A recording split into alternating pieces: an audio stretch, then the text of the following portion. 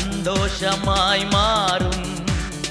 உங்கள் கவலைகள் கண்ணீர் எல்லாம் மறைந்துவிடும்.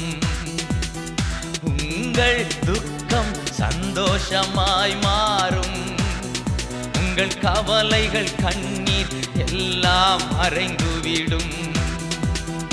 கலங்காதே மகனே, கலங்காதே மகளே, கலங்காதே மகனே, கலங்காதே மகளே.